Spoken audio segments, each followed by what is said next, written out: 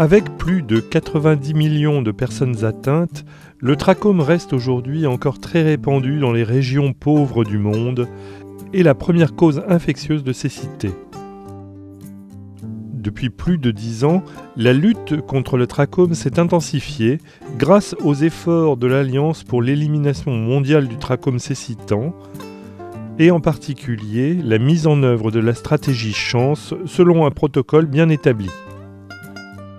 Preuve de l'existence du trachome actif par une enquête de prévalence standardisée, traitement antibiotique oral ou topique annuel ou biannuel les 3 premières années, puis variable selon les chiffres de prévalence. Traitement de masse si la prévalence est supérieure à 9,9%, traitement ciblé si la prévalence est comprise entre 5 et 9,9%, traitement au cas par cas si la prévalence est inférieure à 5%. Prise en charge chirurgicale gratuite des entropions trichiasis, complications tardives du trachome, sensibilisation à l'hygiène individuelle et en particulier du visage, amélioration des conditions de vie et notamment d'accès à l'eau et l'hygiène des lieux de vie.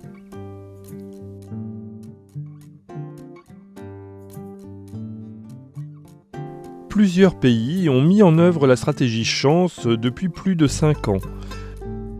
Exemple, le Maroc, où le programme s'est naturellement intégré aux soins de santé primaires du pays.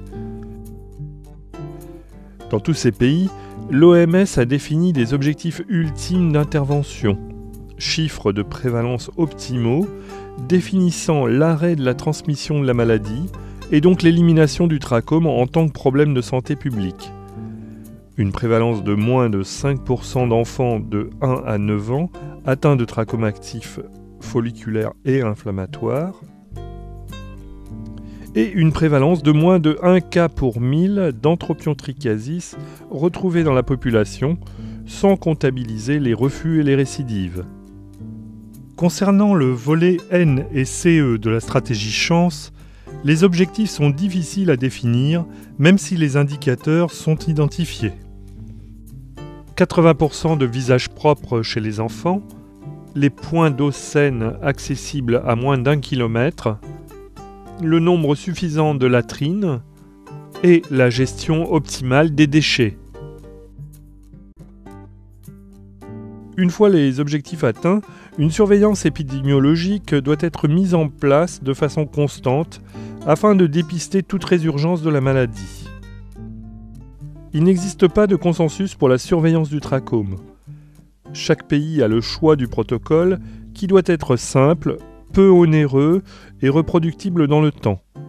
L'appréciation rapide du trachome cécitant est une des méthodes possibles, sachant que de toute façon, il est conseillé de réaliser une enquête standardisée plus complète 5 ans après le début de l'application d'une stratégie Chance.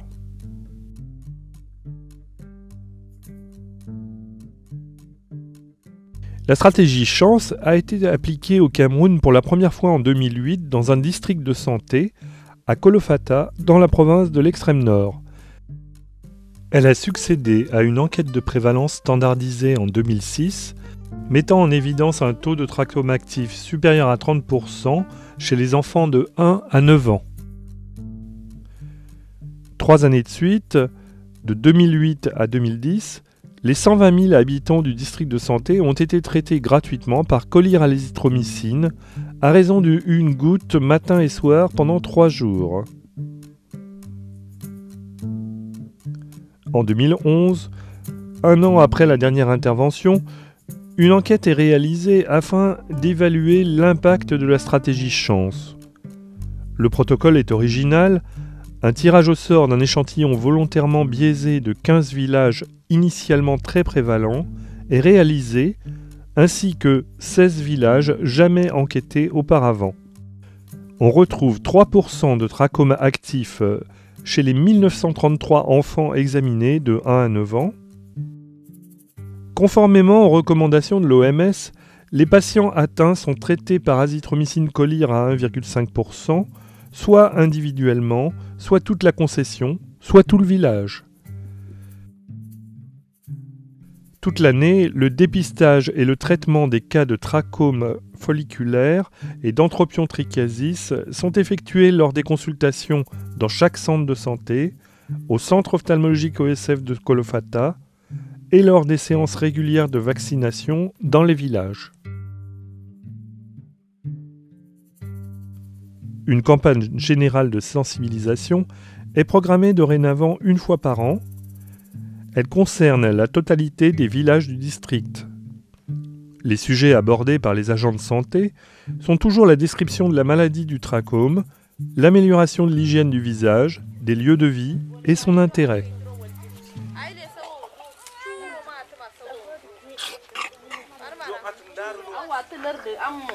Am tudiela akai ta sadin yo andi asakala ko da ke sai asakan no zani baka jiba wani matata ko makanan ko mun ponon sakkan atu sakalla tun biya tun gangairo atu fulunu miya shi to ba wam jini ta kada ba kalewa sulaiwam amma muko kuma ta banji shi ma ta banna ma ba ko so ta shi ma ta ko so ma bula donga fan donga jalji musiya da sama ko so furto sakalla man goji dai fulunu min atu dai na ji ba ana mana atu shimta tan da waya lammo minna yo so to muko ikami shimta tan me lammo mala tan da dina shi ma to gono fuska ga cen min yo atunda shegur ba kabbare changa mo bare changwa ketete keke shegra an baran sapune ba kaliya patlangana da ci kamsa ka gagan ngane ka circinka ka gagan ngane yona.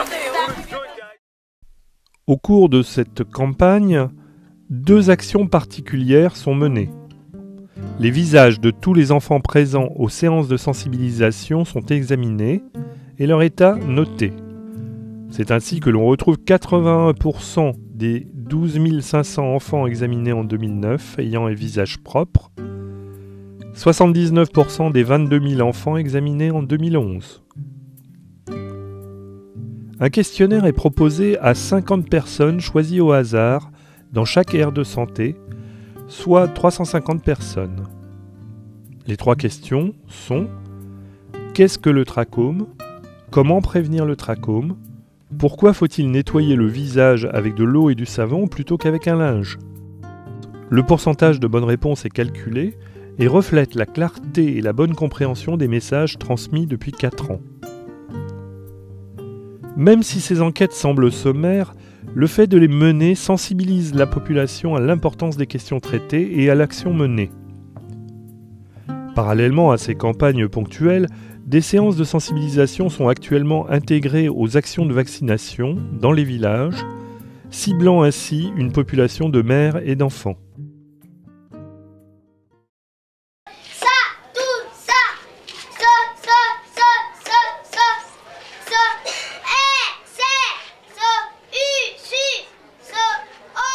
Depuis 2008, la sensibilisation à l'hygiène dans les 52 écoles du district est réalisée lors de campagnes annuelles par une enseignante expatriée en mission et une promotrice de santé. Elle visite une vingtaine d'établissements et évalue les progrès réalisés. Les enseignants continuent à sensibiliser les enfants tout le long de l'année. Des canaris et autres récipients ont été distribués à cet effet dans toutes les classes de l'arrondissement de Kolofata pour permettre aux enfants de se laver les mains et le visage tous les jours. Même si cette action est primordiale, elle se heurte au faible taux de scolarisation dans le district, moins de 50%. Pour garder les yeux bien là, on fait quoi? Qu'est-ce qu'on fait? Regarde, vraiment salé. Et on doit laver avec quoi? Quelle eau? Avec quelle eau? L'eau sale? L'eau avec de l'eau propre, n'est-ce pas? Oui. Et ça, avec quoi encore? Oui. Et du savon, ok. Très bien. Cette action donc devrait se poursuivre. Cela a été juste un modèle que nos écoles devraient observer. Il y avait des canaris donc dans les salles de classe, au point que chaque matin les enfants observaient cette propriété-là. Et ces enfants étaient devenus même auprès des parents des personnels de sensibilisation. Parce que les miens, même quand ils sont rentrés, ils nous expliquaient qu'est-ce qu'on leur a dit. qu'est-ce que Madame Serpin est venue, Blanche est venue, voilà ce qu'elle a dit en termes de propriété, en termes d'alimentation même, pour lutter contre le trachome. En 2011, les patients atteints d'anthropion-trichiasis, dépistés dans les villages, continuent à être pris en charge chirurgicalement au centre OSF de l'hôpital de Kolofata, jusqu'à ce que les objectifs ultimes d'intervention soient atteints, soit moins de 1 pour 1000 de la population retrouvée dans les futures enquêtes. En fonction de données démographiques de l'enquête de prévalence initiale, on évalue l'objectif ultime d'intervention dans ce district de santé à environ 1500 cas à opérer. 1133 patients ont été opérés de 2008 à 2010. Il resterait donc moins d'un quart des cas à prendre en charge chirurgicalement. Concernant la composante CE de la stratégie Chance, dans cette région pré-sahélienne, les efforts se sont concentrés sur les problèmes de l'eau. En théorie, on considère qu'une distance de moins de 1 km d'un point d'eau saine a un impact favorable sur l'hygiène et donc sur la transmission du trachome. L'accès à l'eau viable reste aujourd'hui difficile dans l'arrondissement de Kolofata, où un tiers des forages sont hors d'usage et où les puits sont rares ou à ciel ouvert. C'est pour cela que des projets de construction de nouveaux puits ont récemment vu le jour. 2 puits construits par l'État, 2 par l'association des Peace Corps, 2 par l'association des Amis de Kolofata et OSF. Les difficultés rencontrées sont multiples. Nappes phréatiques profondes, sol rocheux, organisation parfois difficile des comités de gestion dans les villages. Autre aspect de la composante environnementale de la stratégie Chance, la gestion des déchets organiques, a été abordée lors des séances de sensibilisation.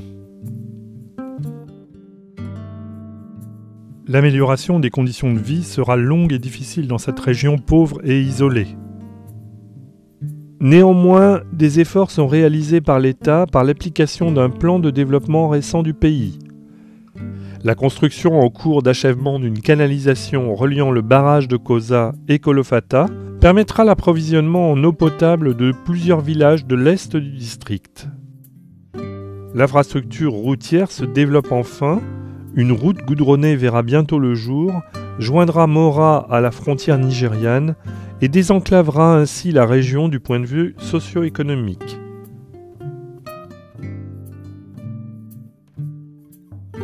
La stratégie Chance a donc progressivement changé d'orientation dans le district de santé de Kolofata. Axée les 3 premières années sur une antibiothérapie topique de masse particulièrement efficace, elle met aujourd'hui l'accent sur la surveillance de la maladie au niveau communautaire et sur la sensibilisation. Fort de l'expérience acquise par OSF dans cette région, le ministère de la Santé publique du Cameroun et les coordinateurs nationaux de lutte contre la cécité ont lancé en 2010 des enquêtes épidémiologiques standardisées dans tout le nord du pays. Les premiers résultats montrent des zones de forte prévalence de trachome actif chez les enfants de 1 à 9 ans. La lutte est donc engagée au niveau national. La stratégie Chance sera vraisemblablement appliquée à grande échelle dans les prochaines années. Cette vaste action permettra de compléter le travail effectué à Kolofata, particulièrement sur l'amélioration de l'hygiène, de l'accès à l'eau et des conditions de vie, ce qui ne peut exister sans décision politique nationale forte et engagée.